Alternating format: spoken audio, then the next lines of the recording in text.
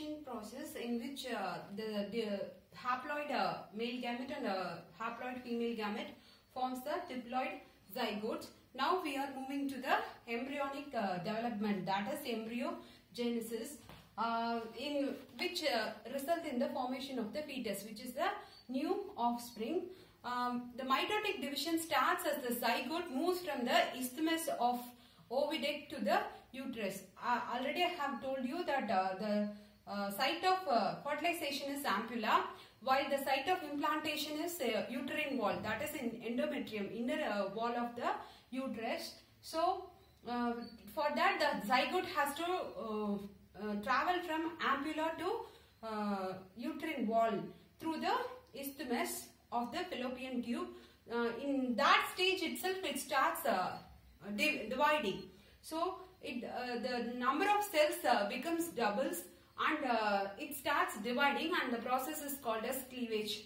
We have already seen in the introduction session itself that after fertilization it will enter into the differentiation phase or the cleavage phase. So the zygote divides and forms 2, 4, 8, 16 daughter cells called blastomeres, and the process is called as cleavage. Here see, it first divides into 2 cells, and the 2 cells divides into 4 cells, and the 4 cells divides into 8 cells, which is called as morula, and this 8 cells divides into 16 cells, and the 16 cells moves to the outer area and forms the blastocyst. So this cell division is mitotic, and the zygote starts a mitotic division after the fertilization itself. When moving towards the uterus itself, it starts dividing, and morula continues to divide and forms the blastocyst as it further move into the uterus, and this process is called as blastulation. The formation of blastocyst from the morula is called as blastulation, and it occurs when the zygote is moving towards the uterus. Blastomeres in blastocyst arrange into an outer layer called trophoblast, and the inner group of cells attached to trophoblast called the inner cell mass. So the blastocyst present in the blastomeres present in the blastocyst will move towards the end and forms the outer layer. They move towards the periphery and forms the outer layer called trophoblast, and the inner cells which is enclosed inside the blastomeres is called as the inner cell mass. The trophoblast layer attached to the endometrium and the inner cell mass differentiate into the embryo. The outer layer trophoblast attached to the endometrium, as it is present in the periphery, it gets attached to the endometrium, and the inner cell mass divides and forms the embryo, and after attachment the uterine cells divide rapidly and covers the blastocyst. It will get attached to the endometrium. So after attachment this endometrium divides and covers the blastocyst, and the blastocyst gets embedded with the endometrium because of the division of the endometrium, and as it is covering the blastocyst, it gets embedded in the uterine wall. As a result, the blastocyst becomes embedded in endometrium, and this process is called as implantation. So what is implantation means? The endometrial lining divides and covers the blastocyst, and the blastocyst get embedded with the endometrium, that is the uterine wall. So that process is called as implantation, and this leads to pregnancy. With this implantation is over, then we will see the formation of the placenta. We have seen the embryogenesis. So the embryo moves towards the uterus and gets embedded in the uterine wall, and that process is called as implantation. After that there has to be a connection with the maternal body, and that connection is induced by placenta. So that process is called as placentation. So we will see how placenta is formed and also the functions of placenta. So the placentation is the after implantation finger-like projection appears on the trophoblast. Trophoblast is the outer layer of the blastocyst. So this trophoblast gives rise to finger-like projections called chronic villi. Villi means always it is a finger-like projection. So here it is chronic villi, and this finger-like projection gets surrounded by the uterine tissue and the maternal blood. So the chronic villi and the uterine tissue interdigitated with each other and forms a structural and functional unit between the fetus and the maternal body, and that structure is called as placenta, and the process is called as placentation. Now we will see what are all the functions that is done by the placenta. The first one is it facilitates supply of oxygen and nutrients. So obviously the fetus formed has to be supplied with oxygen for breathing and nutrients for the energy. So there is no yolk present. So human egg is alecital, so doesn't have any yolk there to support the nourishment of the fetus. So it has to be given from the maternal body. For that, the placenta facilitates the supply of oxygen and nutrients. It aids in the removal of carbon dioxide and waste produced by the fetus. If the oxygen is supplied, obviously the carbon dioxide has to be removed. So the carbon dioxide and the waste products produced by the fetus in the amniotic fluid is removed through placenta, and it connects it is connected to the embryo through umbilical cord. This umbilical cord serves as a transport substance. Serves as the connection to transport substance to and from the embryo. So this placenta gets connected to the embryo by umbilical cord. This umbilical cord helps in the helps to transport substance to and from the embryo. So the placenta acts as an endocrine tissue and secretes human chorionic gonadotrophin, that is HCG, and human placental lactogen, that is HPL, and estrogens, progesterones, etc. Are secreted by placenta. Placenta acts as a temporary endocrine tissue and secretes HCG, HPL, estrogens, progesterones, and several hormones during pregnancy. And later phase of pregnancy, it secretes relaxin.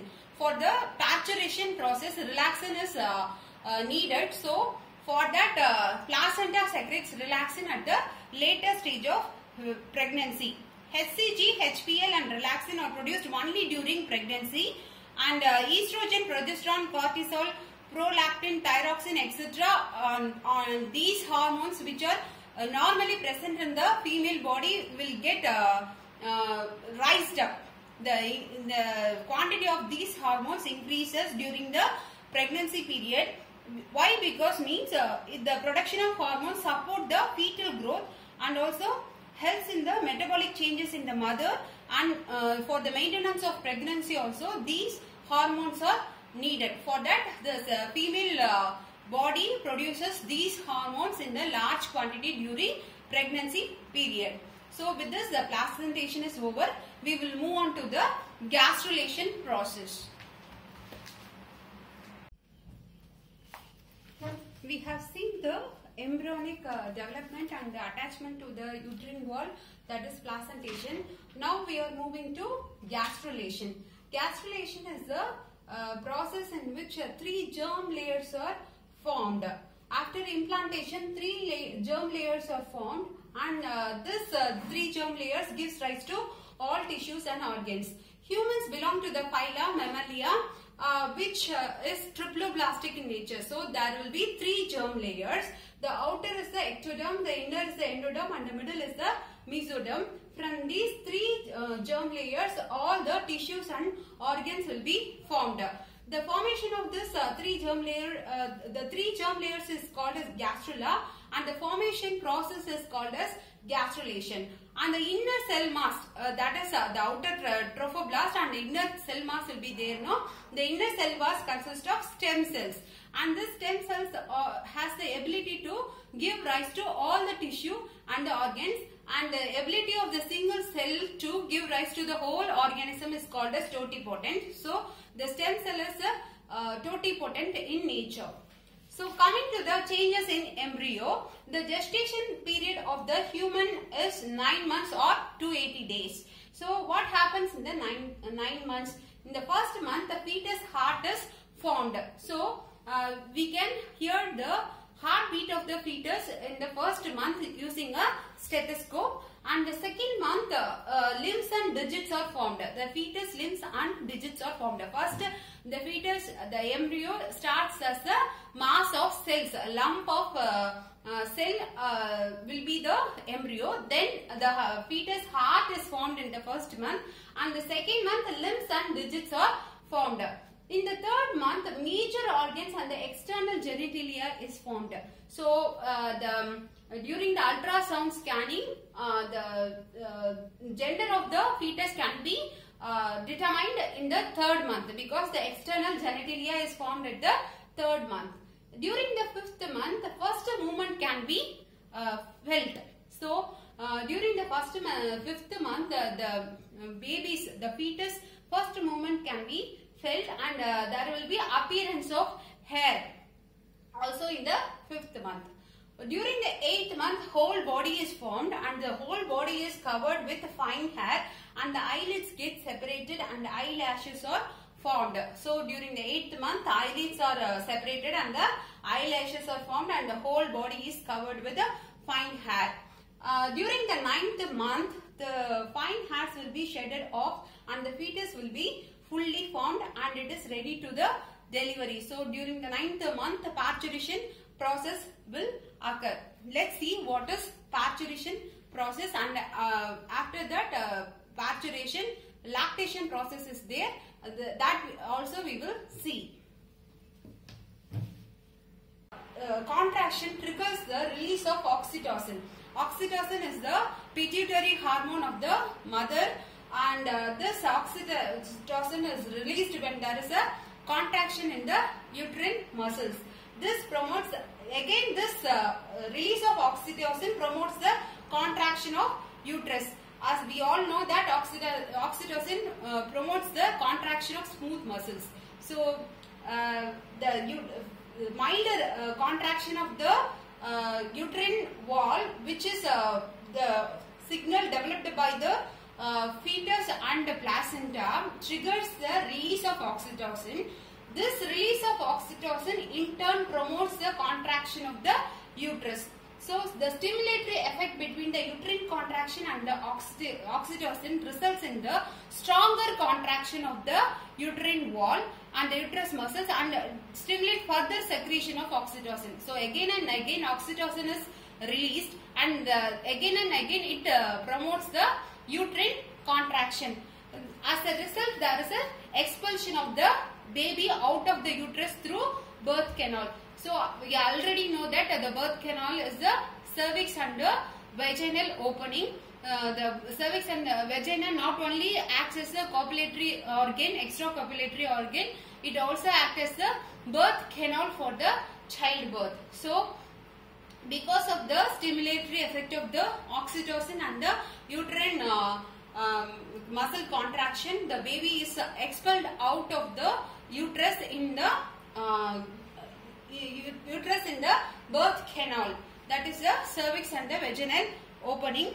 And relaxin hormone, we studied that relaxin hormone is produced by the placenta during the later stage of pregnancy. This relaxin hormone relaxes the pelvic ligaments of mother to prepare for the childbirth. So all these hormones plays a main role in the childbirth. This relaxin hormone relaxes the pelvic ligaments of the mother for the childbirth. This is how the fully developed fetus is expelled out of the female body.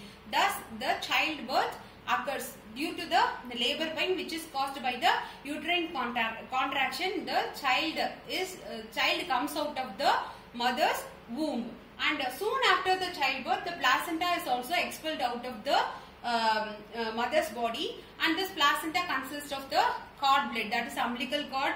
This placenta we call it as umbilical cord. This umbilical cord consists of the cord blade which contains the stem cells of the fetus. Now coming to the lactation process. After parturition, it is lactation because the newborn baby has to be nourished. For that, mother's body will produce milk. That process is called as lactation.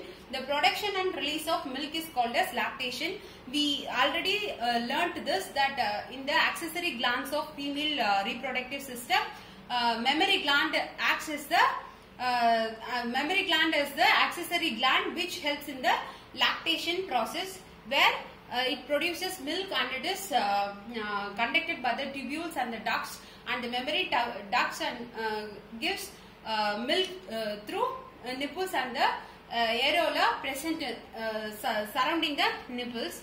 And the first milk produced by the mother's body is called as colostrum, and it is rich in antibodies. It has both IgG and IgM, which is seen only in the mother's milk. That is the first milk of the mother is called as colostrum, and it is rich in antibodies that has to be given to the baby.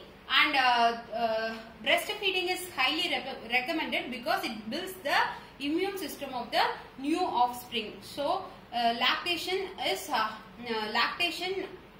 gives nourishment to the baby, and the breastfeeding is highly recommended for the building up of immune system of the new offspring. With this, human reproduction is over. We will move on to the next chapter.